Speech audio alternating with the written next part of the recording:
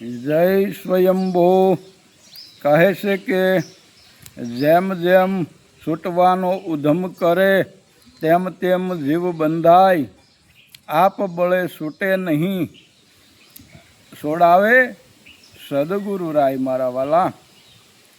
તો આ ત્રિવિધિના તાપમાં બળતો આ જીવાત્મા આધે વ્યાધે અને ઉપાધિ જ્યારે સદગુરુના ચરણે જાય છે ત્યારે પરમ શાંતિને પામે છે મારા વાલા. મનુષ્ય જન્મની સાર્થકતા પ્રાપ્ત કરી સારે પદાર્થો ધર્મ અર્થ કામ અને મોક્ષ એની પ્રાપ્તિ થાય છે. આ લોક અને પરલોક એના ગુરુ મહારાજ સુધારી દેશે. ગીતાજીમાં પણ ભગવાનના સ્વમુખે બોલ્યા છે કે જે મને ભજે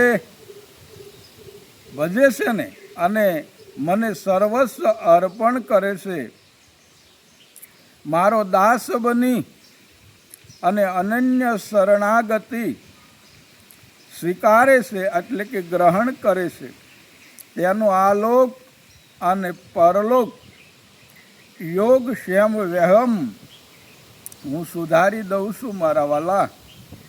અંતે એ મારા સ્વરૂપમાં મળી જાય છે.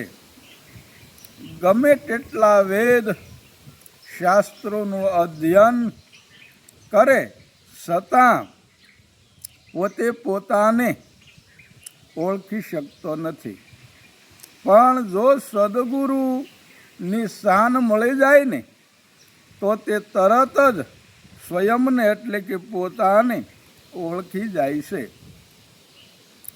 એક શબ્દ ગુરુદેવ કા તાકા અનંત વિચાર થાકે મુનિજન પંડિતા જાકો વેદ ન પામે પાર. તો આવો એક શબ્દ જો મળી જાય ને તો એના સઘળા કાર્ય સુધરી જાય છે. આ એક શબ્દને શોધવા માટે પંડિતો કાજીઓ અને આ જીવન મથે છે, પણ એ શબ્દને જાણી શકતા નથી. પણ એક સદગુરુના શરણે જવાથી આ મુમુક્ષ જીવાત્મા પરમપદને પામે છે.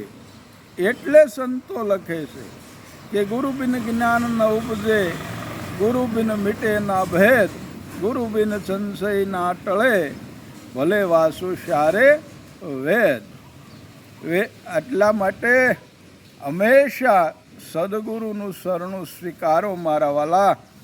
બોલો સત્ય સનાતન ધર્મ. જય સ્વયંભૂ. ઓમ નમો નારાયણ. હર હર મહાદેવ. હર હર મહાદેવ. જય ગુરુ મહારાજ. હર હર મહાદેવ.